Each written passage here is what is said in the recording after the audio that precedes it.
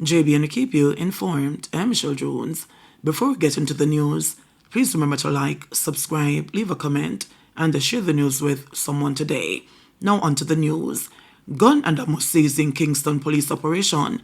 A team from the St. Andrew South Police Division seized a gun and several rounds of ammunition during an operation on Delano Avenue early Sunday. No arrests were made. The discovery was made as officers searched the premises around 12:50 a.m., the Hunts Bay Police report. The Ruger 9mm pistol with a magazine containing 7 9mm cartridges, along with an extended magazine holding 8 9mm cartridges, was found in a passageway. Meanwhile, over in Spanish Town, St. Catherine, a 47-year-old man has been charged after he was allegedly found with a loaded gun in his vehicle. Gregory Ferguson, also known as Ruff, a self-employed individual from 14 Duncan's Pen Road in Spanish Town, was charged with possession of a prohibited weapon and unauthorized possession of ammunition. The charges follow an incident on February 16 when police intercepted a Nissan Tiida motor car driven by Ferguson around 12:45 p.m. During a search of the vehicle, law enforcement officers reportedly discovered a Smith & Wesson 9mm pistol along with a magazine containing 6 rounds of ammunition inside the driver's door. Ferguson was arrested. He was subsequently questioned in the presence of his legal representative on Saturday. The police say a court date is currently being arranged for his appearance. Man shot dead while sleeping in St. Mary. A 25-year-old man was shot and killed in St. Mary while he was sleeping early Sunday morning. That is Renford Dean, otherwise called Scammer, of Itoborel on Oto in the parish. Police reported that Dean and his 19-year-old girlfriend were at home sleeping around 1:50 a.m. when men reportedly entered the house. The woman was awakened by loud explosions and found that her partner had gunshot wounds on his upper body.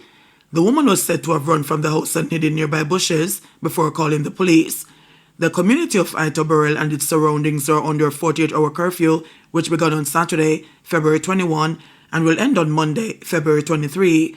The St. Mary Criminal Investigation Bureau is investigating the incident. Man shot dead in Ocho Rios. An unidentified man was shot dead in Ocho Rios, sent on late Saturday. According to reports, at about 11:20 p.m., the man was in the vicinity of Market Street when he was attacked by a lone gunman, killing him on the spot. The police were later alerted to the body along the roadway. It was the 9th murder recorded in St. Anne since the start of 2025, 3 less than the corresponding period last year. Police say they have been conducting robust operations in the parish to curtail criminal activities. These operations include vehicle checkpoints, roadblocks, snap and targeted raids, and increased community and school visits. Alleged burglar fatally shot by off-duty cop at St. Catherine Bar. An investigation is underway into the fatal shooting of an alleged burglar by an off-duty policeman after allegedly breaking into a bar in Naysbury Grove, St. Catherine on Saturday. The deceased man is 24-year-old Tavane O'Neill Stevens, an unemployed resident of Upper Rose Lane, Kingston 14. Stevens was among 3 men who reportedly opened fire. According to reports, at around 3:30 a.m., the bar owner received an alert and informed the policeman who went to the bar, where allegedly found 3 men inside. Upon shouting police, the men allegedly opened fire, prompting him to return fire with his licensed weapon. The intruders reportedly fled. Police personnel later arrived and discovered Stevenson's body in a wooded section nearby. He was pronounced dead at the Spanish Town Hospital. The Independent Commission of Investigations Indicom has been notified, the police say. Speeding linked to 2 fatal crashes within 24 hours. 2 men, both in their 30s, lost their lives in the last 24 hours after they were thrown from their cars in separate crashes that have been linked to speeding. The names of the men, ages 31 and 34, have not been released by the police. The first crash occurred along the PJ Paterson Highway in St. Catherine at about 9:30 p.m. on Saturday. The driver of a Honda motor car was reportedly traveling at a high rate of speed when he lost control of the vehicle before it crashed into the guardrail to the left side of the roadway, a police report said. He was thrown from the vehicle and later died at hospital. The second crash occurred at about 1 p.m. Sunday along New Holland Main Road in St. Elizabeth. The police report that the car was traveling at a high rate of speed when the driver lost control. It reportedly veered to the left side of the roadway and crashed into a tree along the left side of the road. The force of the crash caused the driver to be thrown from the vehicle. At least 54 people have died in 49 fatal crashes, just 54 days into 2025, according to the latest figures from the Island Traffic Authority, ITA. However, road deaths are down 12% compared with the similar period last year. Private motor car drivers account for 17% of road fatalities so far this year, according to the ITA figures. ICE deports Jamaican fugitive wanted for shooting with intent. The United States Immigration and Customs Enforcement ICE agency says it has arrested and deported a Jamaican fugitive wanted in his home country for shooting with intent. ICE said on Wednesday that it handed over 30-year-old Leroy Neville White to Jamaican authorities after he served a prison sentence in Connecticut. Leroy Neville White attempted to flee justice in his home country and take refuge in the United States. He then continued to break the law in Connecticut, said ICE Enforcement and Removal Operations Boston Acting Field Office Director Patricia Hyde. White is a violent criminal and presented a significant threat to the residents of our neighborhoods. The director added, ICE will not tolerate such a threat. We will continue to arrest and remove egregious alien offenders from New England. ICE said Jamaican authorities issued a warrant for White's arrest on December 31, 2018 for the offense of shooting with intent.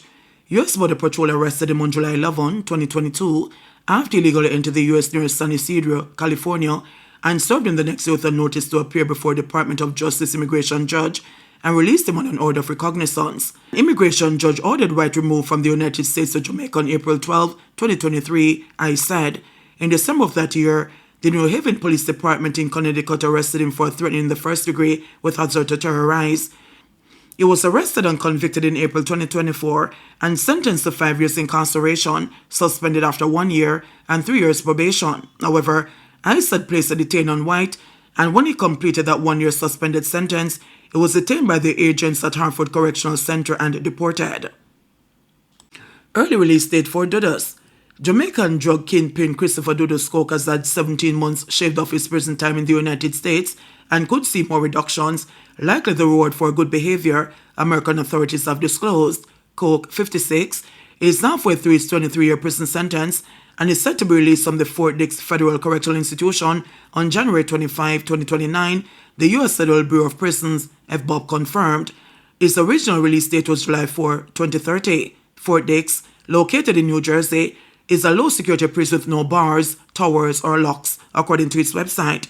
The reduction in Coke's prison time comes amid uncertainty about whether the Shore Posse, the Jamaica-based criminal empire reportedly led, which also operated in the United States, Canada, and the United Kingdom, remains potent or has been dismantled.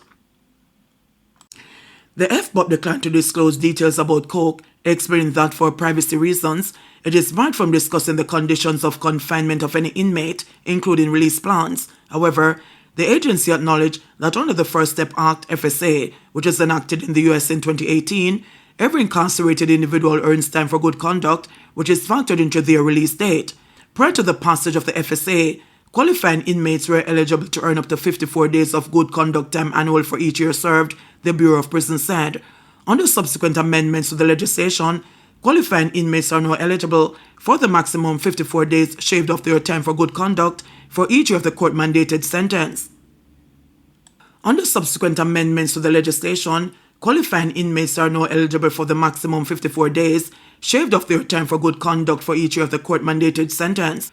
The FBOP continues to prorate the amount of GCT good conduct time earned for the final year of service of the sentence, the agency said, citing the provisions of U.S. Penal Code 18, subsections 3624B. Fight over man lands two women in court. A fight between two women over a man they're both said to be romantically involved with will continue in the courts as efforts at mediation failed when the case was first called up in the St. James Parish Court. DeAndre Chung is facing a charge of unlawful wounding against Nola Leslie, while Leslie faces a charge of assault occasioning bodily harm against Chung. According to court records, on January 18, Chung, who shares a child with the man in question, allegedly went to Leslie's house, which is next door to her dwelling, and the two women had a confrontation which led to a fight.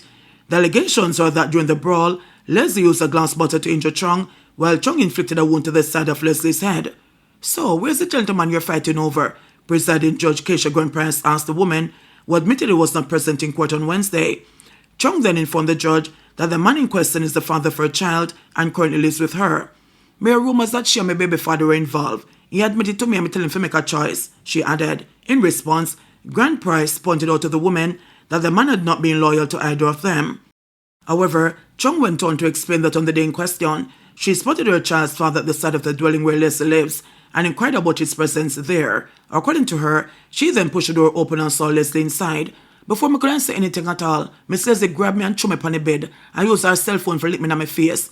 My boyfriend then come in and pull her off of me.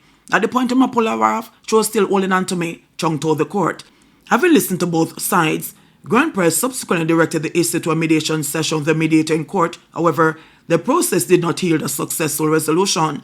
A new mention date was set for March 14 and the women's bails were extended. JBN will keep you informed. Please remember to subscribe, like, share, leave us a comment, and click the notification bell to receive our daily news items.